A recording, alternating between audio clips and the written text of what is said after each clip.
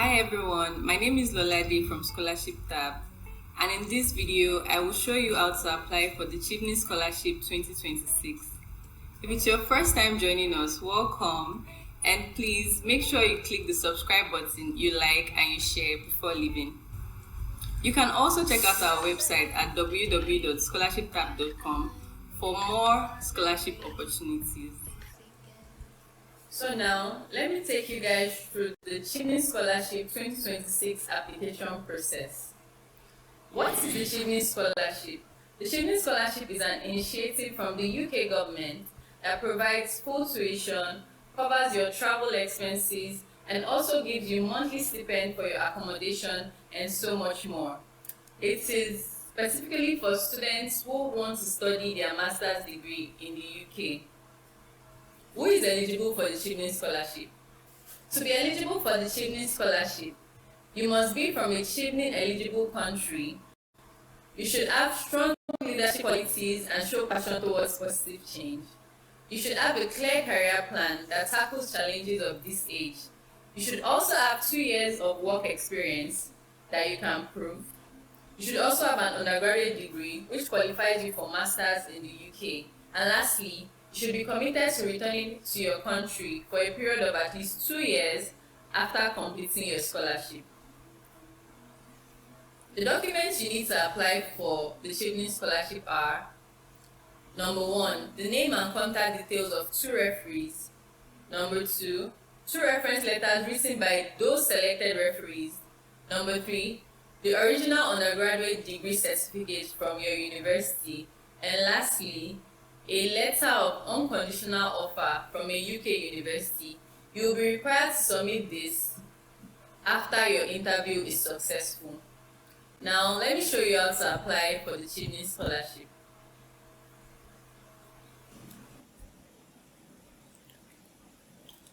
So guys, now I'm going to show you how to apply for the Chevening Scholarship 2026. On your phone or laptop, you can use any browser of your choice. I will be using the Google Chrome. Just type in www.scholarshiptab.com and click enter.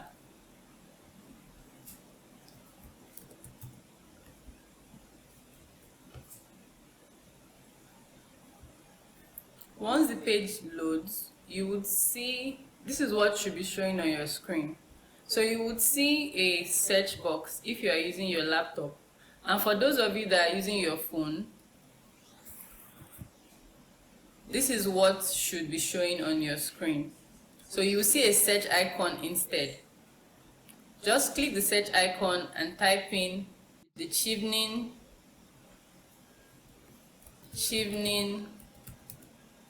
Scholarship.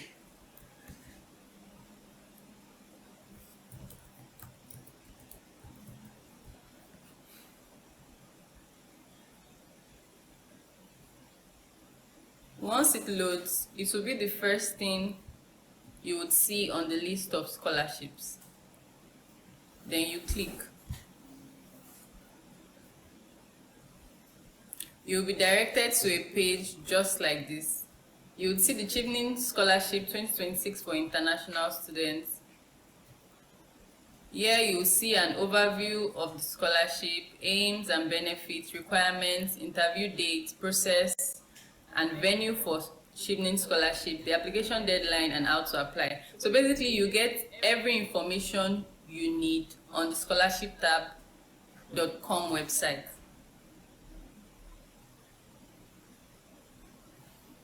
Scroll down a little, then you see the how to apply section. This is the part that concerns us. So just click on, you see interested and qualified, go to Chevening on www.chevening.org to apply. So I will click on that. This will direct you to the Chevening Scholarship page. So here you see a list of the eligible countries for the Chevening Scholarship. So you can just scroll down or use this box to find your country. I'm from Nigeria, so I would be applying as a Nigerian. So I will just search Nigeria here. Select award. It's a scholarship we're applying for. So you click on scholarship, then you click on search. Once it loads, you see a page just like this. Chevening in Nigeria, read our application criteria.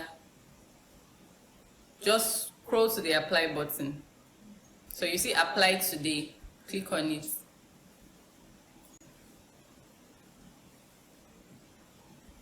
So you'll be asked to choose an award.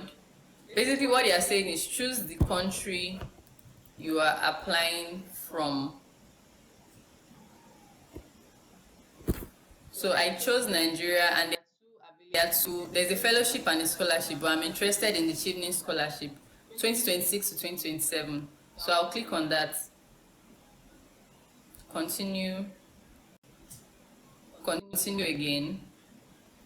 Then you would be directed to this page where you would register an account that will be logged on the Chevening website.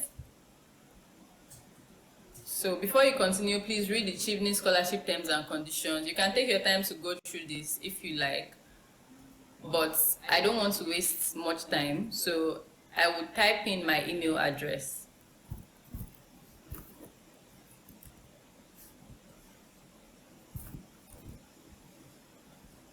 Also type in a mobile number. So you choose your calling code. I'm from Nigeria, and my calling code is +234. If you don't know the calling code of your country, a simple Google search will show you what the calling code of your country is. So I will just search for +234. +234, yeah. Then I will type in my number.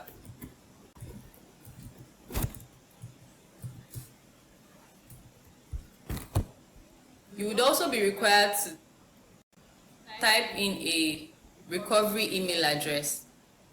You are advised to use a personal email address and not an email address provided by your employer. The purpose of this recovery email is so if you lose access to your application with the first email, you can continue your application with this second email. So make sure you are using an email address that you have access to and one that is also important to you. So I'm going to type in my second email address here.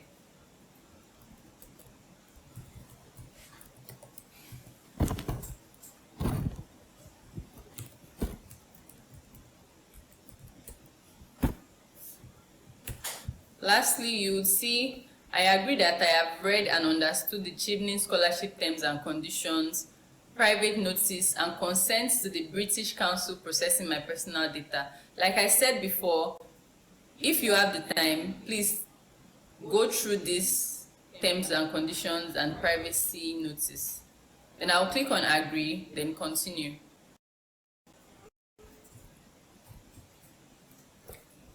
It will ask you to confirm your application details. Look through it carefully to ensure that you put in the correct email address. I have checked through my own and my email address and my mobile number are correct. So I will click on confirm and continue. So next step, verify your email address. This website is telling you now that an email has been sent to your primary email address that you submitted in the previous step. So what you will do now is you will go to your email, your Gmail. If you use Gmail, I use Gmail, so I'll go to my Gmail to check the email that is sent to me. If you don't find it in your inbox, you can check your junk or your spam folders. So when you check your mail, you should get a message like this from Chevening. It would say, hello, thank you for your interest in the Chevening Scholarship 2026-2027. Please verify your email address by following the link below to log into the application portal. You will then be able to continue with your application. So what you will do here now is you will click on this application portal, then it will direct you to a new page where you will be required to answer some questions that will prove your eligibility for the Chevening scholarship. So I clicked mine, and this is what I have now on my screen. So it says eligibility requirements, page 1 of 2. It has about 10 to 12 questions for you to answer. Simple questions, but you have to get it right, or else you would not be eligible for this scholarship. So let's begin. The first question says, are you a citizen of Nigeria? Because I am Nigerian and I am applying as a Nigerian, my answer for this will be yes. But if you are from another country, it would say, are you a citizen of the country you are from? So your answer should be yes. And also, another thing I want to tell you is that before you begin answering these questions, please ensure you have read and understood the eligibility criteria for this scholarship, because that is what we are going to use to answer these questions. Although I'm going to tell you the answers to pick, I still want you, and I think it would be better for you to understand these answers and why you are choosing them. So do your due diligence, read through the eligibility criteria for the scholarship, know it, understand it before you begin answering these questions. So let's move on to the second question. The second question says, will you return to Nigeria after your award has ended for a minimum period of 2 years? This is a yes answer, because according to the criteria for this scholarship, you must, it is a must, it is compulsory that you return to your country for a period of 2 years after your scholarship has ended. So your answer for this would also be yes. The third question we have on this page is, do you hold a recognized undergraduate degree that will be accepted for entry onto a postgraduate program at a UK university? Then extra information says, this is typically equivalent to an upper second class, that is a 2-1 honors degree in the UK. So a part of this application is that you must have graduated from the university. You must at least have an undergraduate degree that is accepted by UK universities. So your answer for this is yes, but also make sure, please confirm before you begin this process that your undergraduate degree is accepted and recognized in the UK. So the results you got from your undergraduate degree must also be equivalent to an upper second class degree. So your answer for this is yes.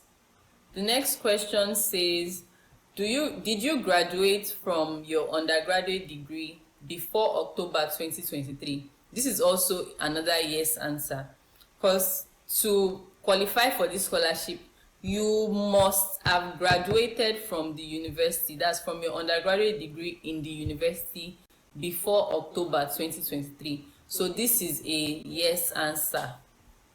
Please, the ones I say are yes answer, choose yes for them to avoid any extra problems with your application. Because if you choose no for the one that is meant to be a yes, you would not pass this eligibility requirement stage, although you are given the grace to do it 4 times. But after 4 times, if you fail it those 4 times, that's the end of the road for you, and you cannot apply till the next year. The next question says, since completing your undergraduate degree, have you accrued the minimum required work experience hours for your selected award? For your award, this is 2 years, equivalent to 2,800 hours. So what they are saying here basically is that since you graduated from your undergraduate degree, have you worked for at least 2 years? At least. The key word there is at least. So it must be up to 2 years. It can be more than, it can be 3 years, it can be 4 years, it doesn't matter. But it must be at least up to 2 years. So your answer for this is also yes, because part of the criteria says you must have worked at least 2 years. So the next question says, are you at least 18 years of age? So part of the criteria is also that you must at least be 18 years before applying for this scholarship. So this is another yes answer. The next question, which is the last question on this page, says, Are you applying to fund a course of study in the UK starting in the autumn term 2026? So when you are searching for your course and when you are searching for the university to apply to, ensure that it is a course that will be starting in the autumn term of 2026, not the one of this year, the one of the next year. That is when Chevening will grant you the scholarship to study in the UK. So your answer for this is also yes. Then once you are done, you can just glance through it to know if you chose the correct answer. So the first one, yes, yes, yes, yes, yes, yes. So everything on this page is a yes answer. Then you click on continue. So now we are in the next page. This is the second and the last page of this eligibility requirements page. So let's begin. The first question says, are you a British citizen? Your answer for this is no. You cannot, if you are a British citizen, you cannot qualify for this scholarship. So your answer for this is no. The next question says, do you aspire to be or are you already a leader, decision maker, or opinion former in your home country or territory? To qualify for this scholarship, before you even apply, one thing you should know about the Chevening scholarship is it is for aspiring leaders or leaders. So you must at least be a leader or aspiring to be a leader in your home country, a leader or decision maker. So your answer for this is yes. It is part of the requirements. You cannot pick no. The next question is, in the past 5 years, have you studied in the UK with funding from a UK government funded scholarship? So your answer for this is no. If you have studied in the UK with funding from the UK government in the past 5 years and you choose yes, you will not qualify for this scholarship. So your answer for this is no. Have you been employed in a permanent, temporary, or internship role since October 2023 by the UK government or the British Council? Your answer for this should also be no.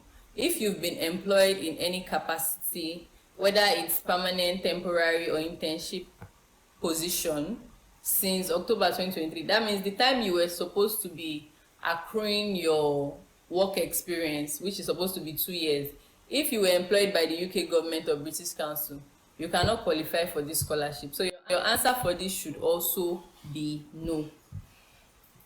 The next question, which is the last question on this page, says, have any of your immediate relatives been employed by the above organizations since October 2023? What they mean by the above organizations is they're asking you if any of your immediate relatives, which are your parents, your step-parents, your siblings, your step-siblings, your children, step-children, spouse, civil partner, or unmarried partner. That is a partner that you are going to marry and you have been in partnership.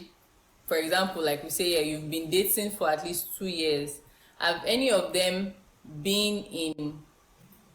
they been employed by the UK government or British Council since October 2023? If so, your answer for this is no. Your answer for this is no. To qualify for this scholarship, your answer is no. So on this second page, you will notice that we only have one yes answer.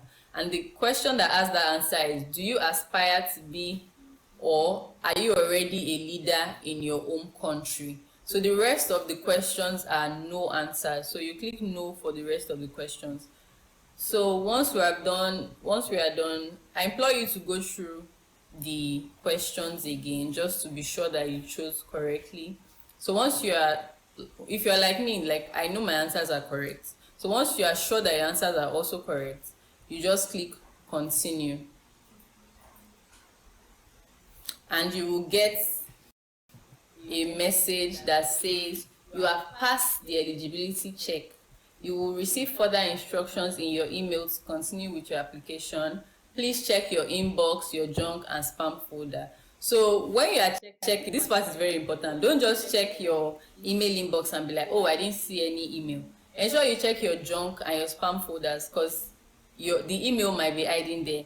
So another tip that I would tell you is that when you are applying for this, please do not use your phone. You can, if you use your laptop, the laptop is the best option. But if you don't have one, you can maybe ask a friend, a neighbor, or visit a cyber cafe that is close to you to either use their computer or laptop to apply for this, so that your process is smooth and you don't have to keep doing it over and over again. So just use a laptop or a computer, answer correctly, and you will pass the eligibility check and get an email to continue your application. So now let's move on to the next stage. So when you check your mail again, you should get a message that says, "Hello, good news. The responses you have given us indicate that you are eligible to apply for a Chevening Scholarship 2026-2027. To continue your application, use the following link to log on to the application portal." So you click this link, this application portal link.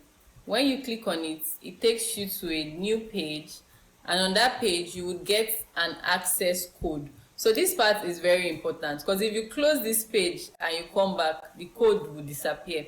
So I'm going to write it down, and I'm also going to take a screenshot. So for those of you that may not know, if you click on the print screen and window button, your laptop will take a screenshot for you. So I've taken a screenshot like this. I would also write it down. Okay, so I have written mine on a piece of paper, and I have also taken a screenshot.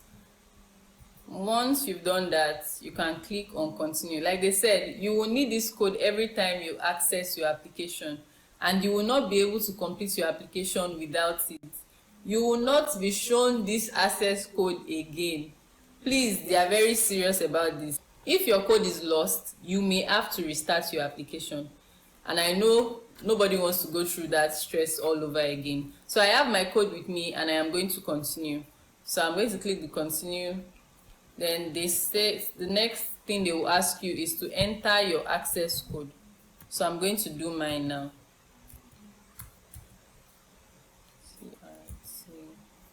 CRTNMW.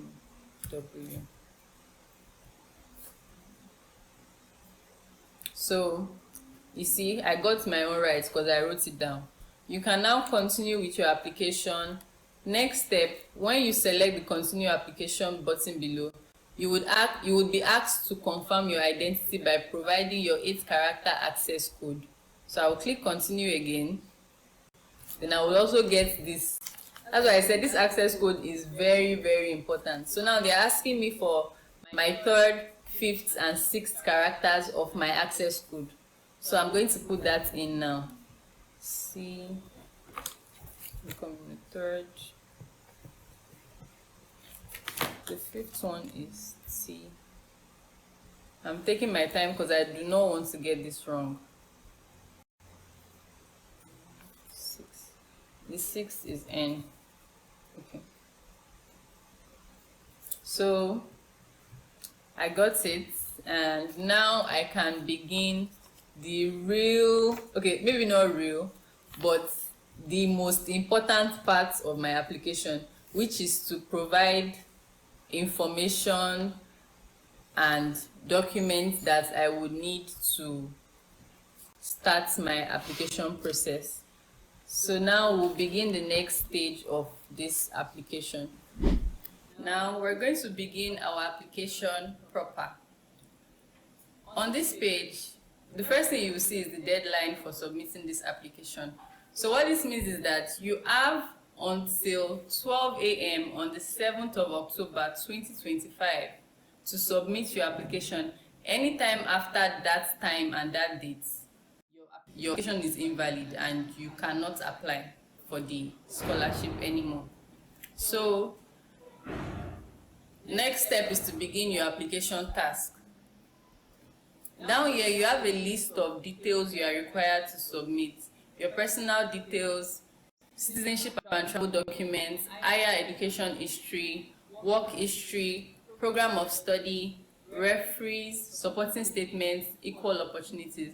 Remember that while you were filling the eligibility form, you said you had all these details ready for your application. Even if you don't, you still have a bit of, I think, 2 months to get everything together before you apply.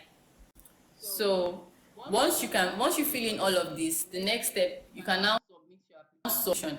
If there is one detail that you've not submitted in any of these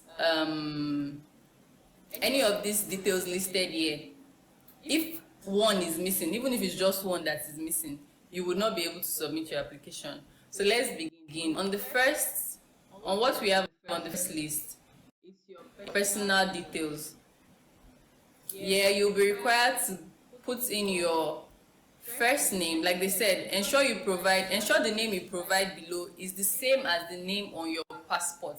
Please and please, you must give your name in the same order that it is written on your passport. For example, on my passport, if I have Mary Colette, it must be Mary Colette I will put in these forms.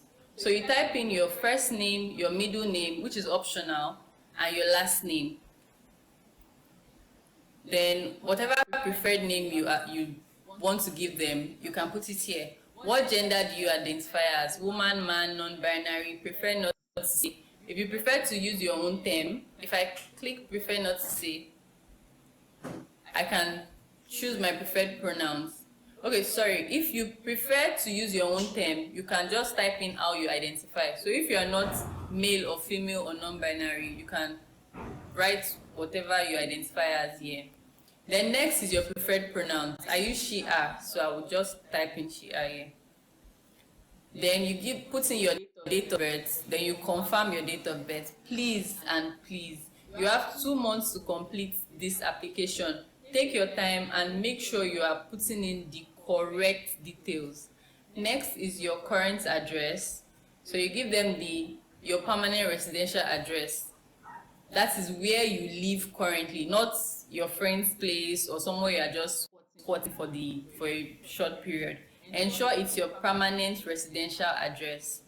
Then you put in your state. If your state is not listed, you can enter your state down here. Choose the city and the venue you would prefer to travel to for your interview. So after submitting your application, the next step is your interview. Here we have in Nigeria, here we have the British High Commission, Lagos. So you just click that. Then they also ask you if you require specific arrangements in order to attend an online or in-person interview. If you do, yes. If you don't, no. You save your progress. When you save your progress, it will direct you to the next task, which is the citizenship and travel documents. Here, you would answer questions about your citizenship and the travel documents you present for your application. So the first question, do you hold a valid passport for your country of application? It's a must, so yes. Do you hold dual citizenship? If you are British and Nigerian, if you are Canadian and Nigerian, you say yes. But if you don't, no. Do you hold a refugee status? A refugee is defined as a person who has been forced to leave their country in order to escape war, persecution, or natural disaster, and has been granted refugee status of legal protection in another country. So if this applies to you, you click yes. If it doesn't, no. Do you hold any other form of legal residency? If this applies to you, you know what to do. Do you have a valid UK visa or permission to enter or remain in the UK? You answer this too. Remember, the answer you choose in this form is going to be what will determine if you would get the scholarship or not. So make sure you are choosing your answers based on the eligibility criteria that I'm sure you would have studied by now. And then you have you ever been refused a visa for any country including or or had your extension of leave to remain to any country, including the UK, been refused? Please and please, I'm saying it again, answer correctly. Have you been deported, removed, or otherwise required to leave any country in the last 10 years? Choose the correct answer. Do you have any criminal convictions, either spent or unspent, in the UK or any other country? Please choose the correct answer. Have you ever been arrested or charged with any offense in any country? Yes or no? Then you save your progress. Okay, another thing, if you don't have answers, if you're not ready to answer some of the questions that are listed here, you can just save your progress and not save and complete. The moment you choose save and complete, that means you are okay with the answers you have given, and you will not be able to come back and change those answers. So just choose save progress to be safe. Then later, if you want to do a double check, or if you want to correct some of the answers you have picked, you can come back and correct them before you save. But when you are sure that you are done, you are okay with your answers, you've checked, there are no errors, please choose save and complete. If you don't do that, you will not be able to submit your application. So next on your task list is your higher education history. Here you will be required to provide details about your higher education. That's what you studied in the university.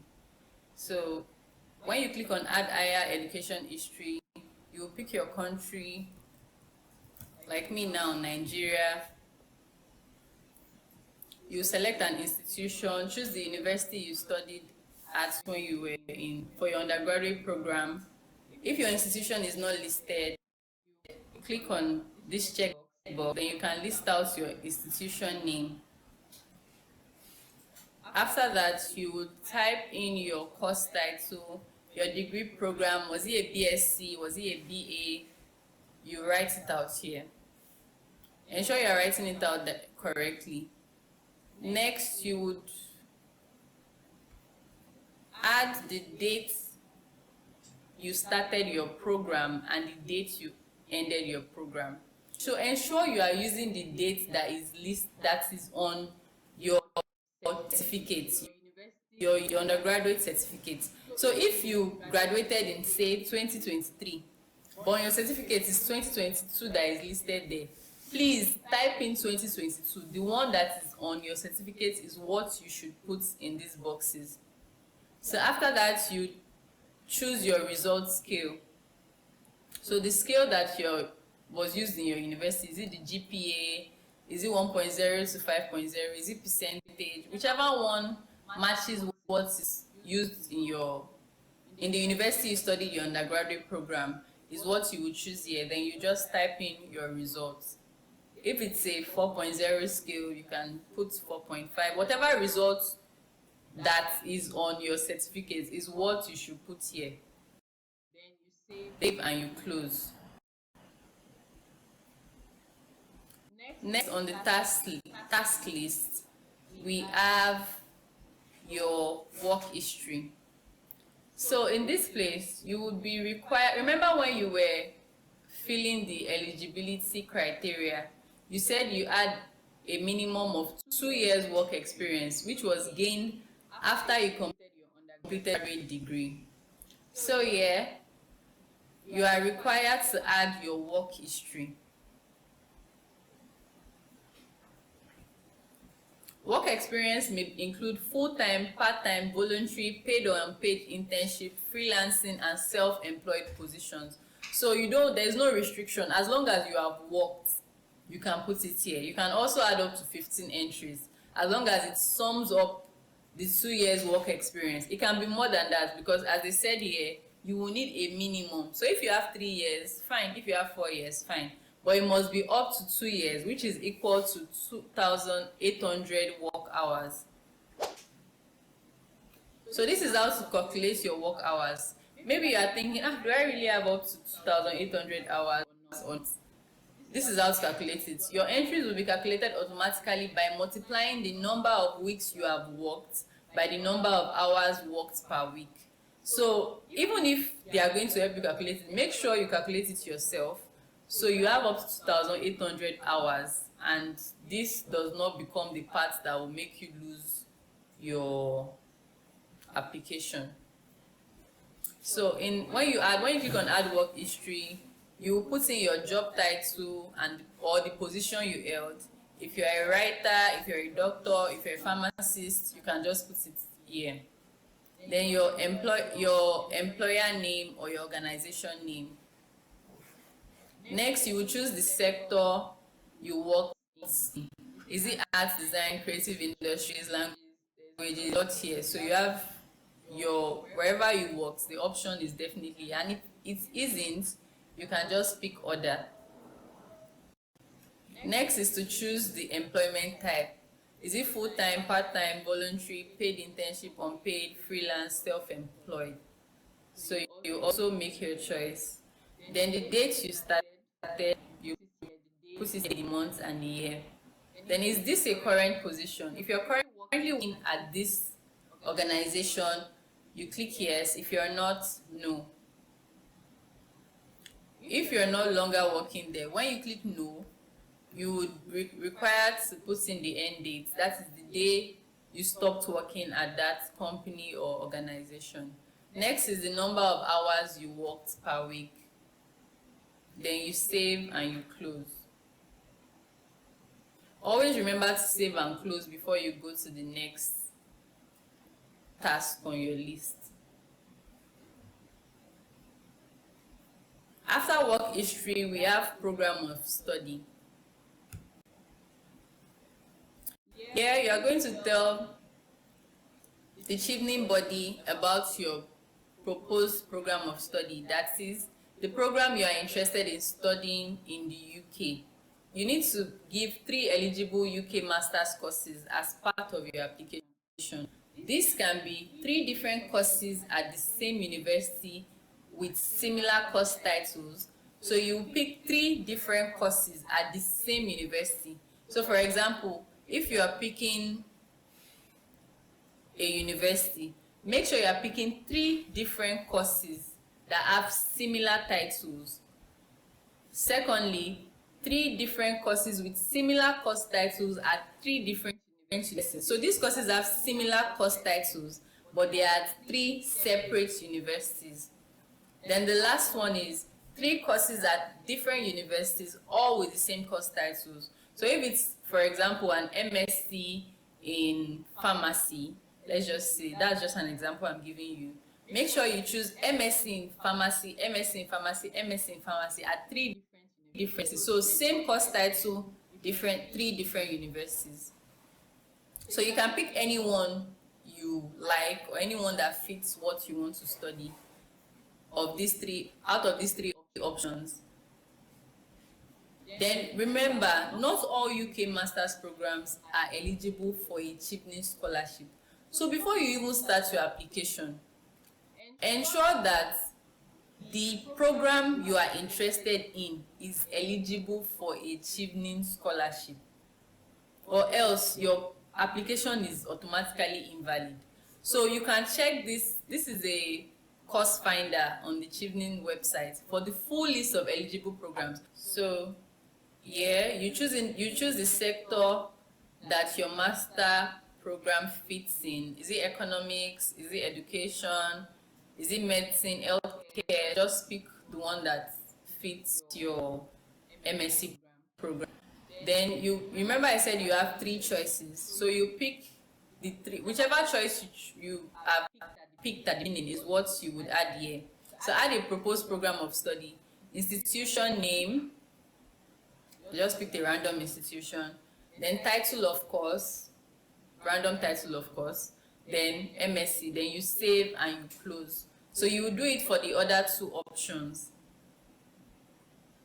And once you're done, you save and complete. If you're not completely okay with the options you have chosen or with the details you have given here, please just save your progress. Do not save and complete. Save your progress. You can come back later, make some changes, do a double check, go over it again before you save and complete. Then we go to the next thing on our task list.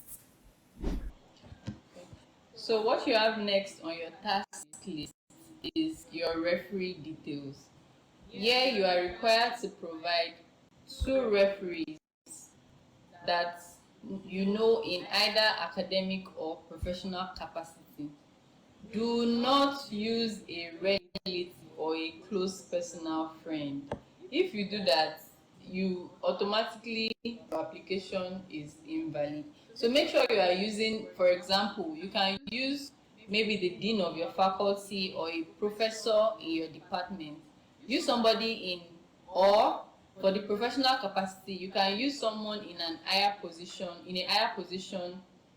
than you in the company you worked or the company you are currently working at. For example, you can use your employer, you can use your supervisor, someone that knows you professionally. Do not use a friend.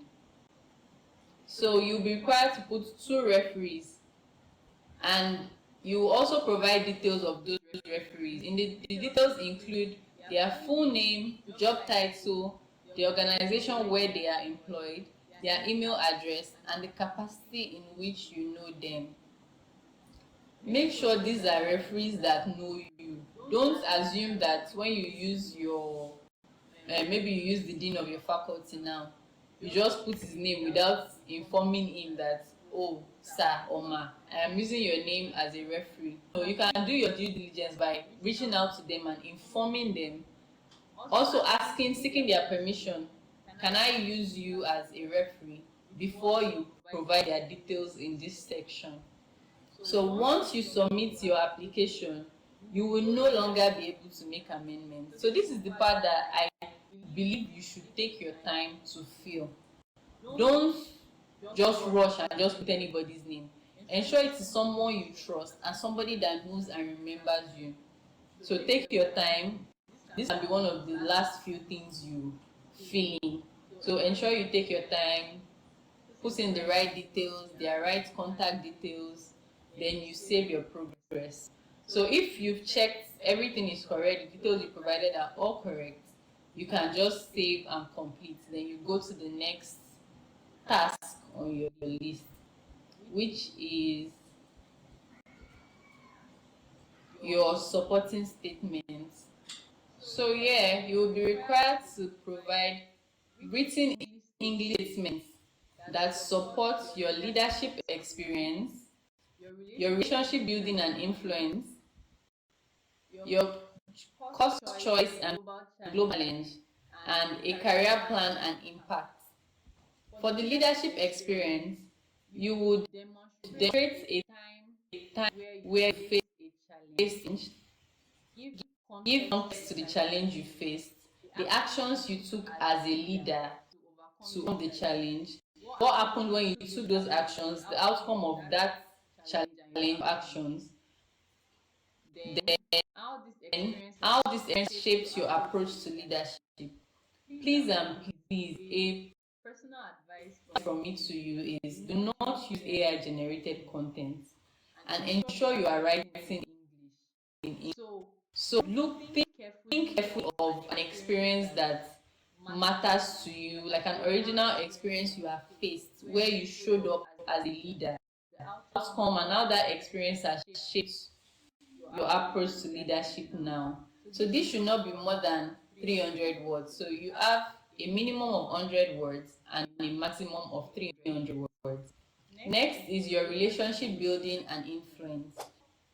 You would write about the relationship you formed and what made it important, how the skills you use to sustain a relationship will help you build connections within the Chevening community and beyond. So maybe somebody, a colleague at work, you had a very great professional relationship with. So this also should be a minimum of 100 words and a maximum of 300 words. So next is your core choice and global challenge. Here you would provide written statements to explain your first choice of course and university. You would be required to relate your answer to one of the UK priority areas for Chevening as referenced on the Chevening website here. So you can click this link to learn and understand the priority areas for Chevening. last, plan and impact. Here you would outline your medium and long-term plans. Like they said, please relate your answer to a key challenge or priority facing your country or region. This section is very, very important. When you are done with this one, you can either save your progress if you tend to come back and make some changes, or you go to the next stage by clicking on save and complete. So Chevening also actively encourages application from people with disabilities. So down here, you would choose your country. I'm from Nigeria, so I would just type in Nigeria and click on Nigeria. I'll put in the state or region. I'll put in either my state or region of birth. If your state is not listed, you can click the my state is not listed checkbox. Then you'll be required to list it. Then second on the in the form, do you consider yourself to be a disabled person? So next on the list, do you consider yourself to be part of any minority or disadvantaged group in your country? Do you live in any of these areas? Next, what type of school did you attend between the ages of 11 and 16? So next and last on the list is, what is the highest level of qualification achieved by either of your parents or guardians by the time you were 18? So the responsible for you from either birth to you clocked 18, or just the people responsible for you when you were 18, basically. So what level of qualification did they achieve at the time you were 18 years old? So as a degree level qualification, they have no formal qualification. They have qualifications below degree level. Do you not know qualifications they have is not applicable to this scholarship? Would you prefer not to say? Or is there another one that isn't listed here and you would like to list it yourself? So once you're done, you click save and complete. So once you've completed every detail and every checkbox and every answer that is listed in all of this, you have given your referee, your citizenship documents, every single information that is required of you. Once you've given them here, you can now submit your application. So remember, I say this over and over again, give accurate and correct details where necessary. Ensure you are not lying, you are not using AI generated content, and you are giving information that is specific to you. So once you click submit, you just wait for the deadline to pass. As soon as the deadline passes and you meet the application standard that is set by Chevening, you will be called for an interview. If you would also like to withdraw your application, you can complete the form down below and your application will be withdrawn. Chevening.